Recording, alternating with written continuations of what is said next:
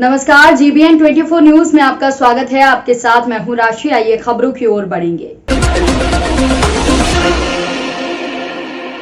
उन्नाव के बांगरमऊ में एंटी भू माफिया अभियान जो है वो फेल हो गया है और एंटी भू माफिया सेल भी फेल होती नजर आ रही है, क्योंकि मुख्यमंत्री योगी आदित्यनाथ के भू माफिया के खिलाफ चलाए जा रहे अभियान के दावों की पोल खुल गई है। भूमाफियाओं ने नगर के मोहल्ला नौनिहालगंज में जबरन निर्माण कराया, साथ ही रास्ते को भी बंद करवा दिया है। सरकार से गुहार लगाने के बाद भी जमीन का कब्जा नहीं छूट रहा है। भूमाफिया लक्ष्मण पुत्र धनीराम निवासी चौहलिया का बताया जा रहा है और यहाँ पर सूबे की मौजूद योगी सरकार में भूमाफियाओं का गिरोह पनप रहा है। योगी के एंटी भूमाफिया सेल पर भारी उन्नाव के भूमाफिया हैं, जहां पर गरीबों पर उनका कहर जारी है। मुख्यमंत्री ने कहा था कि भूमाफियाओं के द्वारा कब्जा की गई गरीबों की जमीन मुक्त कराई जाएगी। ये तेज तर्रार बयान सिर्फ जुर्रा बनकर रह गया है।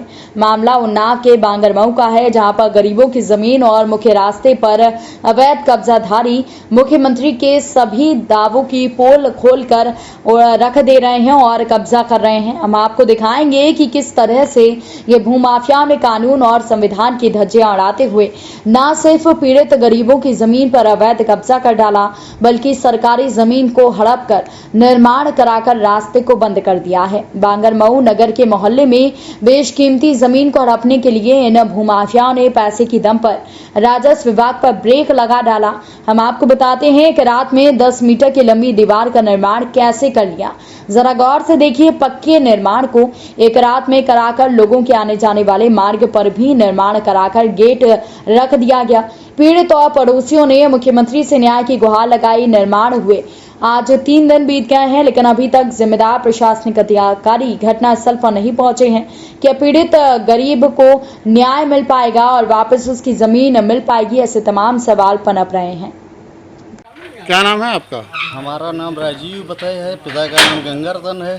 कहाँ के रहने वाले हैं? नौनिहालगंज मेडकर नगर, थाना बांगरमऊ।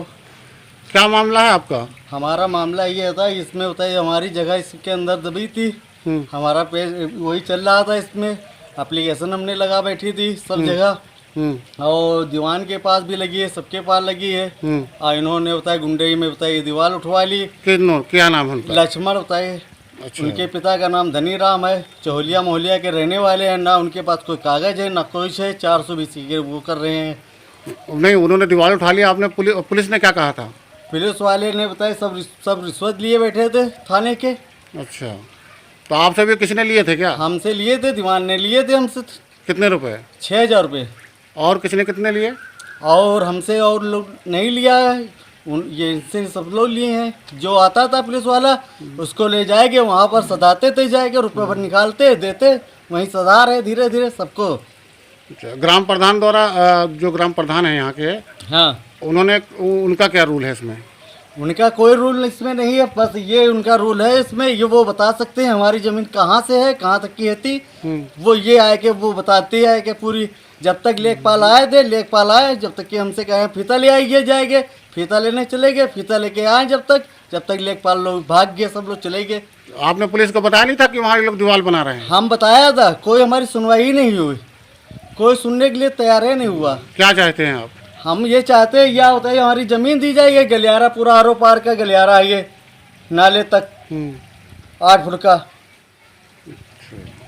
जी, आपका? सविता सैनी। कहाँ रहते हैं आप? बांगरमऊ नौनिहालगंज। अच्छा, हमने सुना ये गलियारा का जो दरवाजा इन्होंने उठाया है, रखा है, आप लोगों ने मना नहीं किया था? गलियारा क्यों बंद कर रहे हैं? मना किया था हमने, भैया दरवाजा नहीं रखना है, यहाँ रास्ता है। तो कहने का पहले आदेश लेकर आओ। हम तहसील चले गए, एप्लीकेशन दी, SDM ऑफिस गए, वहाँ एप्लीकेशन अपनी लिखवाई। उन्होंने कहा कि बेटा आदेश जो है हम कर दें या तुम करवाओगी? हमने कहा सर आप ही करवा दे, ज़्यादा बेहतर रहेगा। कहें ठीक है, आप जाइए। अगर फिर भी दरवाज़ा रख रहे हैं, दीवार खींच रहे हैं, रास्ता नहीं दे रहे हैं, मान नहीं रहे हैं, कुछ कर रहे हैं, तो आप 100 नंबर डाल करना। हमने तुरंत मना किया, लेकिन माने नहीं। कहने पहले लेकर आओ, ऊपर ही से बोले कि पहले आदेश लेके आओ, तो उसके बाद में जो है गलियारा रास्ता देंगे, तब दरवाज़ा हटा लेंगे, वैसे हटाएंगे नहीं।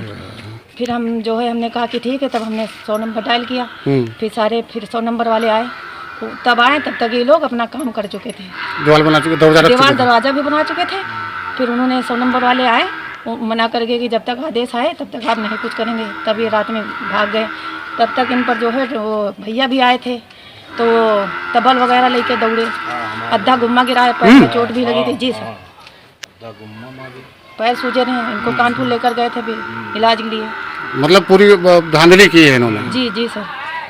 सीतापुर जो महोली और मैगलगंज क्षेत्र में राह बेचने का फुटका कारोबार करते हैं, उनके द्वारा एक शिकायती प्रार्थना पत्र कोतवाली में सौंपा गया। इसमें उनके द्वारा 4 व्यक्तियों मुस्तियाक, गुफरान, रियाज सिद्दीकी और सोनू क्षत्रिय को आरोपित करते हुए बताया गया कि 6 अगस्त को इन व्यक्तियों ने अपने आप को पत्रकार बताते हुए इन्हें रास्ते में रोका और अनजान जगह पर ले जाकर इनका वीडियो बनाने का प्रयास किया। साथ ही आपको बता दें कि इनके साथ मारपीट की। आलोक कुमार के द्वारा शोर मचाने पर आसपास के लोग आते देखे और उपरोक्त 4 व्यक्ति इन्हें चौकी फतेहपुर पर ले जाकर वहां इनके ऊपर मादक पदार्थ और अवैध शराब बनाने के लिए कच्चा माल सप्लाई करने का आरोप लगाकर वहां से चले गए। फतेहपुर चौकी पर ड्यूटीरत पुलिस कर्मियों के सामने आलोक कुमार ने अपना पक्ष रखा, जिसके सत्यापन के लिए इन्हें कोतवाली मैगलगंज ले जाया गया, जहां पर सत्यापन के दौरान इनके विरुद्ध कोई नकारात्मक बात सामने नहीं आई। आलोक कुमार को उनके परिवारजन की सुपुर्दी में घर भेज दिया गया। आलोक ने बताया कि जब पुलिस इनके ऊपर लगाए गए आरोपों के संबंध में तस्दीक कर रही थी, तब सद्दाम उर्फ फैजल नाम का एक व्यक्ति जो महोली क्षेत्र में इनके गांव का ही रहने वाला है, पिछले कई वर्षों से मितोली में रह रहा है, इसके द्वारा परिवारजन से थाने के बाहर 36,000 रुपए इनके ऊपर लगाए गए। आरोपों से बचने के लिए ऐंठ लिए गए। प्रकरण में कोतवाली मैगलगंज पर धाराओं के तहत मुस्तियाक, गुफरान, रियाज को हिरासत में लेकर पूछताछ की जा रही है। कार्यवाही चल रही है। आपको बता दें, प्रकरण में पारदर्शिता और निष्पक्षता बरतते हुए विवेचना कोतवाली प्रभारी मितौली को आवंटित की गई है। आलोक कुमार के द्वारा महोली क्षेत्र के अपने व्यावसायिक प्रतिद्वंदियों के द्वारा सुनियोजित तरीके से झूठे मुकदमे में इन्हें फंसाने के लिए ये साजिश रचने की भी आशंका जताई गई है।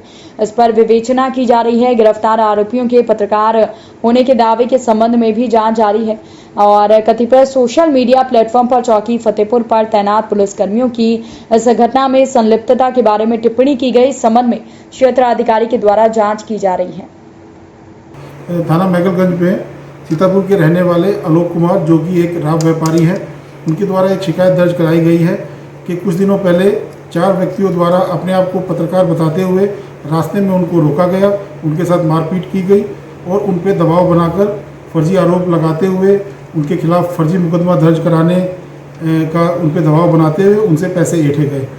इस सूचना पर थाना मैगलगंज में सुसंगत धाराओं में अभियोग पंजीकृत कर 3 व्यक्तियों को पुलिस के द्वारा गिरफ्तार कर लिया गया है। इनके पत्रकार होने के दावे के संबंध में भी जांच की जा रही है। अन्य 2 अभियुक्तों को गिरफ्तारी के लिए पुलिस के द्वारा सार्थक प्रयास किए जा रहे हैं।